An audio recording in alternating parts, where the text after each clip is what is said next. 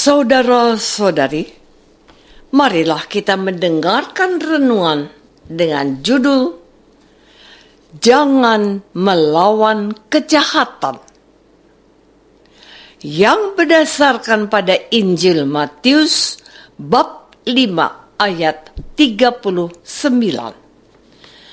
Kata Yesus, "Tetapi aku berkata kepadamu, janganlah kamu melawan orang yang berbuat jahat kepadamu, melainkan siapapun yang menampar pipi kananmu, berilah juga kepadanya pipi kiri."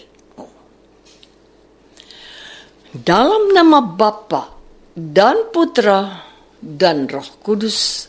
Amin. Saudara-saudari terkasih dalam nama Tuhan Yesus Kristus, Injil Matius bab 5 secara khusus memperlihatkan kepada kita bahwa ada yang masih kurang dalam kitab Taurat, sehingga perlu disempurnakan oleh kedatangan Tuhan Yesus.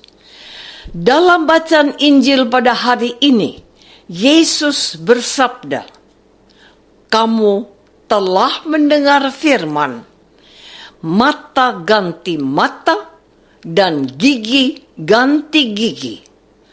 Tetapi aku berkata kepadamu, janganlah kamu melawan orang yang berbuat jahat kepadamu, melainkan siapapun yang menampar pipi kananmu, berilah juga kepadanya pipi kirimu. Dan kepada orang yang hendak mengadukan engkau karena mengingini bajumu, serahkanlah juga jubahmu.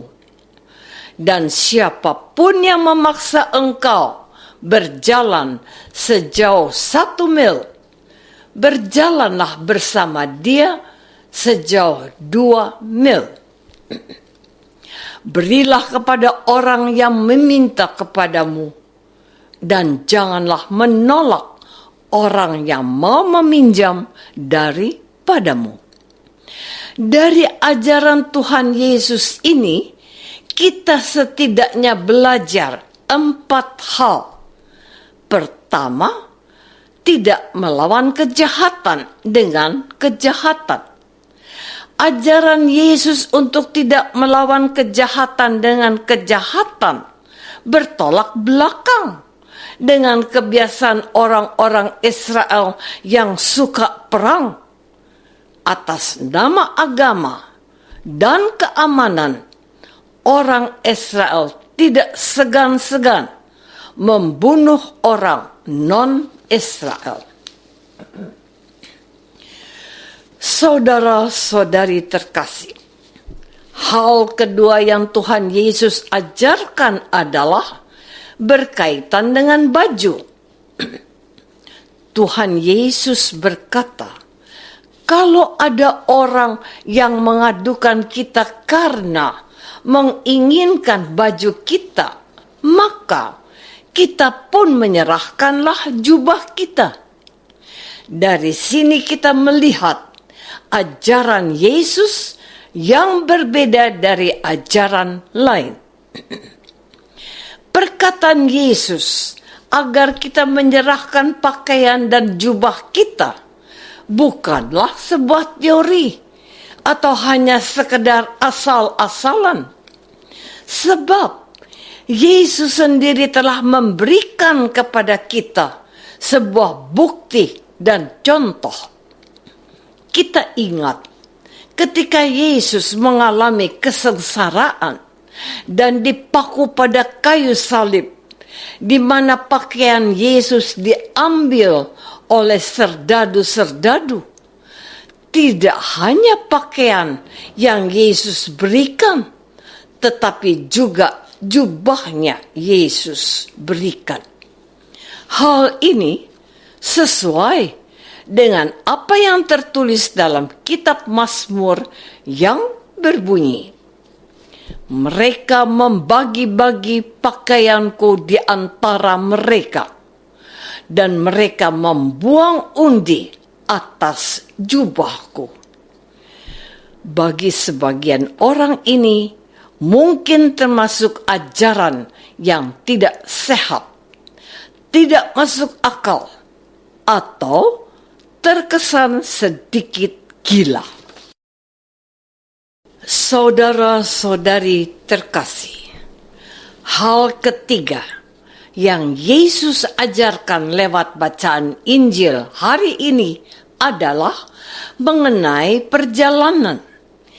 Yesus berkata, jika ada yang memaksa kita berjalan sejauh 1 mil, maka berjalanlah bersama dia sejauh 2 mil. 1 mil sama dengan 1,6 kilometer. Maka, kalau kita berjalan 2 mil, itu artinya kita berjalan bersama orang itu sejauh 3 kilo 200 meter. Perjalanan 3 kilo lebih ini mungkin tidak terlalu jauh. Namun, kalau berjalan di Israel yang gersang dan tandus, tentu jarak 3 kilo lebih menjadi berat, panas, dan melelahkan. Tetapi intinya adalah kita membuat orang lain bahagia. Ternyata untuk membuat orang lain bahagia, kita harus mengorbankan kebahagiaan kita sendiri. Para algojo atau serdadu yang memukul dan menyalibkan Yesus mungkin merasa bahagia bahwa mereka bisa memukul dan berbuat apa saja atas tubuh Yesus. Mereka tidak peduli sakit dan luka yang dialami Yesus. Tidak cuma luka fisik, tetapi juga luka batin. Mereka melakukan semua itu tentu saja untuk menyenangkan atasan atau pemimpin mereka yang tidak suka dengan pribadi Tuhan Yesus. Maka di atas kayu salib, Yesus melepaskan semua luka-luka itu dengan mengampuni para algojo dan serdadu. Sebab mereka hanya orang suruhan. Saudara-saudari terkasih, hal keempat yang Yesus ajarkan adalah memberi kepada yang meminta dan tidak menolak orang yang mau meminjam. Ajaran Yesus ini mendorong kita supaya tidak pelit. Kita disadarkan bahwa semua yang kita miliki merupakan anugerah Allah. Bahkan hidup kita pun anugerah dari Allah yang Maha Kasih.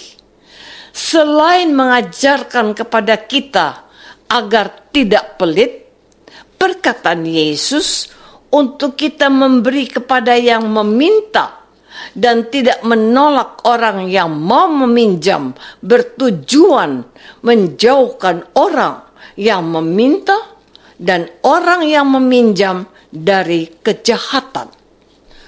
Contoh sederhana, ada seseorang yang mau meminta makanan kepada kita, dan kita sebenarnya memiliki makanan yang lebih. Namun, kita tidak memberikannya dengan banyak alasan. Akibatnya, orang itu pergi dalam keadaan lapar. Dari keadaan lapar, orang itu bisa berubah menjadi marah. Dan jikalau orang yang tadinya meminta secara baik-baik sudah dalam keadaan lapar dan marah, maka orang itu dapat saja melakukan suatu kejahatan maupun tindakan-tindakan kekerasan kepada kita atau keluarga. Apakah selama ini kita sudah berusaha untuk melawan semua kejahatan dengan kebaikan dan kasih seperti yang telah Tuhan Yesus lakukan? Marilah kita berdoa. Tuhan Yesus Kristus, Engkau mengajarkan kami supaya melawan kejahatan dengan kebaikan. Tuhan Yesus, ampunilah kami yang terkadang tidak mampu mengendalikan diri sehingga ikut berbuat jahat. Semoga rahmat-Mu mengubah kami menjadi pribadi yang lemah lembut dan rendah hati. Doa ini kami persembahkan dalam nama Yesus, Tuhan dan pengantara kami. Amin. Semoga kita semua selalu dinaungi dan dibimbing oleh berkat Allah yang Maha Kuasa. Dalam nama Bapa dan Putra dan Roh Kudus. Amin.